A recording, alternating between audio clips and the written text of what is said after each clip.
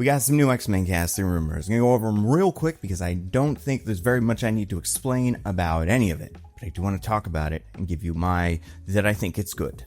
Which is, spoilers for the video, I do think it's good. So today, Thursday, when I'm recording this, Jeff Snyder went on John Rocha's podcast and said very coyly, because I watched the whole thing, well, maybe not the whole thing, but the bit where they were talking about this. Oh, and by the way, this is my cat Mortimer.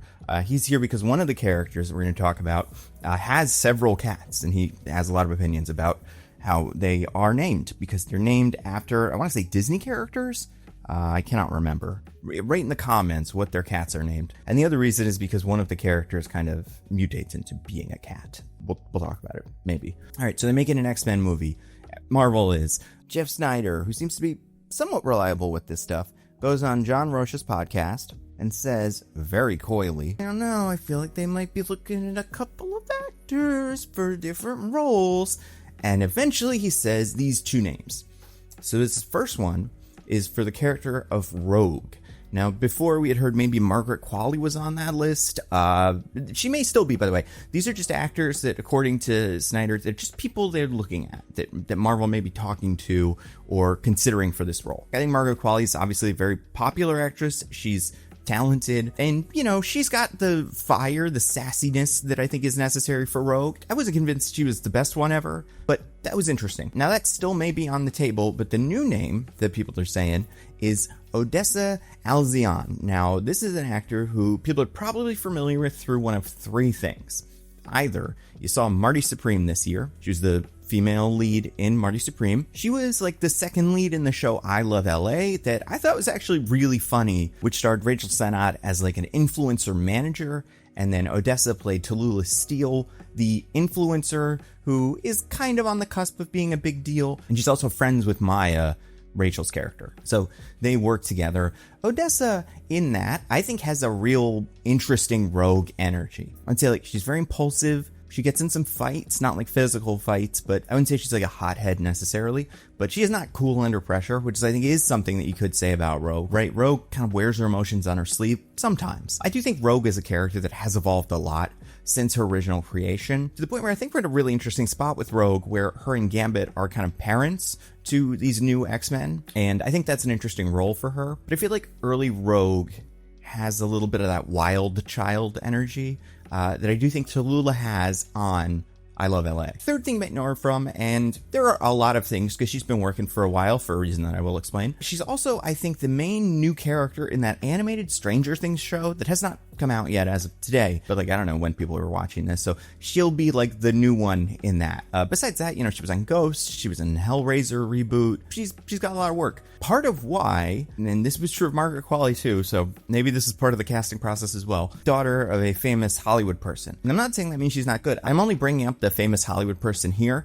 because one of my issues with casting a Rogue is, can this person do a believable Southern accent? Can they sell that? I think she can, and I think most actors can, but her mom, Pamela Adlon, is most known, maybe for some other things, but she is probably most widely known for doing the voice of Bobby Hill on King of the Hill. So she can do a Southern accent. They're from, you know, Texas, I guess, and Rogue's from Alabama, but, you know, similar. So yeah, Odessa Alzion, I would say she genuinely like feels very realistic here. Like she's on the come up, but she's not an enormous star. She's probably not incredibly expensive. Seems relatively like talented. I also think, and this is, you know, something that obviously can change a lot, the hair. I want a Rogue. We've only got one Rogue on screen, right? We only had Anna Paquin's Rogue, and she was Rogue, but she didn't get to be like full Rogue, right? I don't even think she ever said sugar. Like, it's not that they have to be the Lenore Zan version of it from 97, but I do think what people love about Rogue is her big personality. And part of that comes with sometimes big giant hair. And Odessa has that, so that's cool. I imagine there's two ways you do Rogue here in this movie. One, she's already on the team. Two, she's one of the villains, and she turns into a good guy by the end of the movie. I have heard, they said this on the podcast as well, that the original 5 X-Men, Cyclops, Jean, Beast, Angel, and Iceman, are going to be the main X-Men in this movie.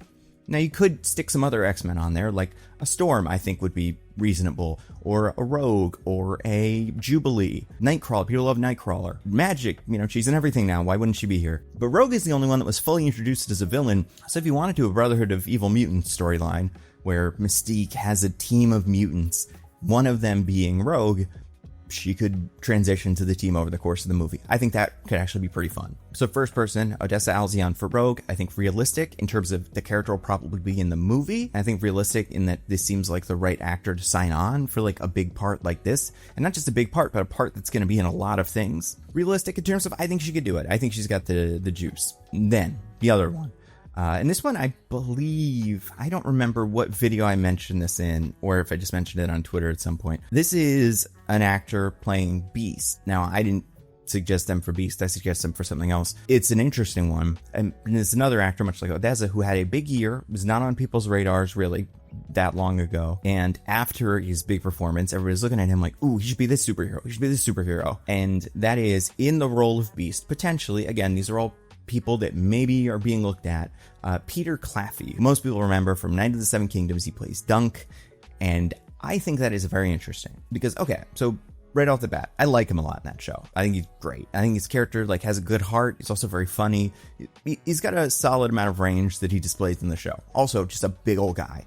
And Beast, in the comics originally, and they kind of do this with Nicholas Hoult a little bit in First Class, but like was not always a big blue furry guy.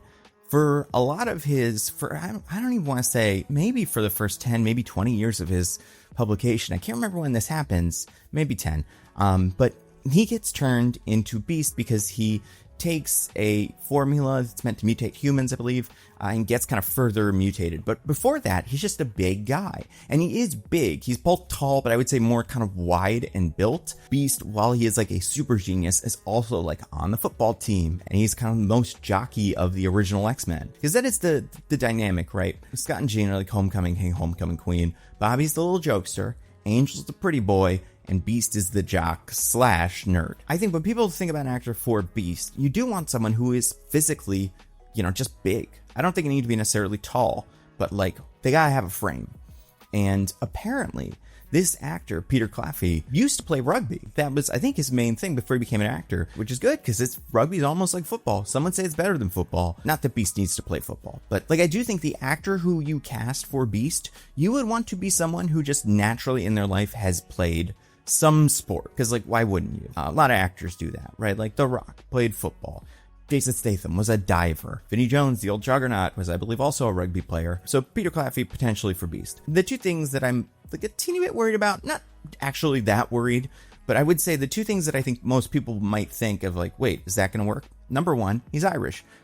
Can he do a believable American accent? Beast is supposed to be just very generic American, like a lot of the First Class members. That one's not as important because like half of the main characters in the X-Men movies, Benedict Cumberbatch, very not American, doing a passable American accent. Wong, non-American, doing a passable American accent. Like Andrew Garfield. It's something that you can be taught to do. The interesting thing with Peter Claffey is most people know him as Dunk from Dunk and Egg, and especially because that first season was very good. Second season, they're already filming it, so that'll be out next year sometime. Is he too, and I don't think this is necessarily the case, but is he too associated with playing a character that's kind of dumb? Can he play a smart dork? Because Beast is just the height of like nerdiness in every way. Huge scientist, right? Like knows everything about biology, genetics, like whatever field of study they decide to put him in, but it's usually one of those two. Usually he's the guy that, like in the X-Men 97 cartoon, when the Jean clone shows up, he does the scan to figure out what's going on with her. But also, like, he loves art and philosophy and culture. He'll frequently quote like Shakespeare or Kant or something like that. He's always reading a book. And I don't think that Peter Claffey is not a smart guy, but it's kind of like, I don't think every actor can play a smart guy.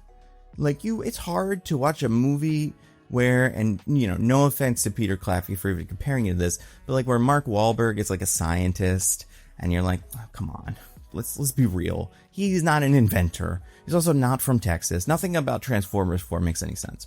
I'm an inventor.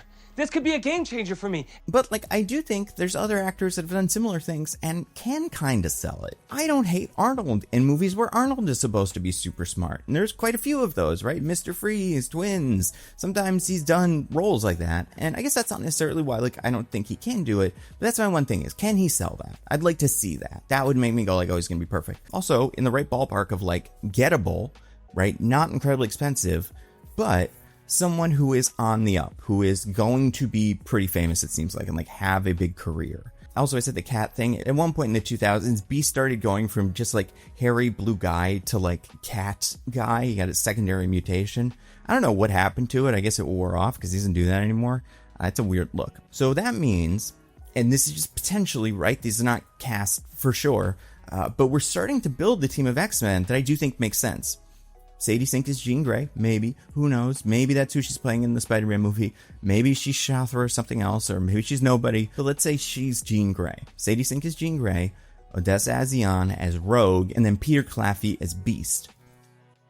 I buy it. They feel like they're all right around the same age, too. Like, Odessa is 25. I think Sadie's around there. Peter seems like he's maybe a little bit older, but Beast is supposed to be kind of the big brother of the team, especially in his relationship with Bobby, because those two kind of end up doing their own thing a lot. Because one of them's a class clown and one of them's the nerd / football. Like, those personalities work well together. So I don't mind Beast feeling a little older than the other ones. Yeah, like Peter Claffey's 29, so that would make him the oldest of these three.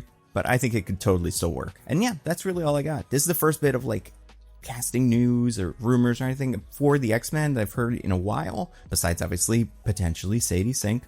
So I wouldn't be surprised if we get more of this soon. And actually, speaking of science fiction and mutations and stuff like that, that actually reminds me of a video I watched recently by a creator I really like called Captain Midnight. He has a new series called Showrunners. In the first episode, he talks about the history of Rod Serling, the man who made the Twilight Zone, which also I believe he wrote the screenplay. I think he says this in the thing, wrote the screenplay for Planet of the Apes, very Beast-like as well. And I knew next to nothing about Rod Serling. I've seen some Twilight Zone, but I didn't know anything about him to the point where I thought his name was Rod Serling. And when it first came up as the title of the thing, I thought, oh man, they made a typo. That's embarrassing.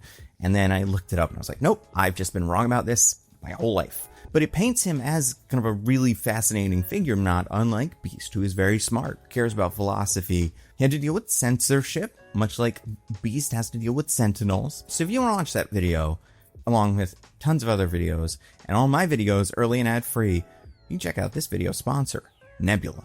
Nebula is, say it with me, a subscription streaming service that I and a bunch of other really cool people helped create. Nebula has evolved so much over the last 7 years. Sure, you can still watch all my videos early and ad-free. You can watch videos by a bunch of other creators you probably already love. But one of the most exciting things about Nebula is our original programming. Tom Scott has a new series called England, where he goes to every English county to find something interesting. Did you check out this first episode where Tom Scott goes to Leicestershire and he visits a bell making factory? You see the entire process, learn how bells are made, and it is not how you would expect, especially since this bell making factory is hundreds of years old and they're still working with some of the same techniques from a century ago. Tom Scott even gets to use a sledgehammer to break one of the bells a little, because shockingly, it's hard to do. It's hard to use a sledgehammer to break an enormous bell. And each episode of England is going to be on Nebula for a week before it goes anywhere else. On top of that, we got a series that I love watching called Abolish Everything, where someone, maybe a comedian, maybe another YouTuber, makes an argument for something that should be abolished. They state their case, they make a very funny PowerPoint, the political establishment gets to weigh in, and then the audience decides what deserves to actually be abolished. This week they did the championship for the second season. They had a ton of really funny people on it. I've never been on that show, maybe sometime in the future. I think I'd be a fun abolitionist. And then later this year, although hopefully not too much later, Nebula's first original dramatic scripted series, Subliminal, comes out with the episode that I wrote, which I cannot wait for you guys to watch. Nebula is the best way to support all of the creators you already love and all the creators you don't know you're going to love, but then you're going to love them when you see them on Nebula. You can also download the videos to your phone, which saves you data when you're not at home. And there are not AI videos on Nebula, so this isn't going to be like YouTube where you go on and you watch a video in a minute or two and you're like, something's off here, and then you realize like, oh, this video is AI. Which happens on YouTube and other platforms way more than I would like to admit. Nebula, we all got real stuff made by real creators, and that's why it's great. And a year of Nebula is already a steal at $60 a year, $5 a month.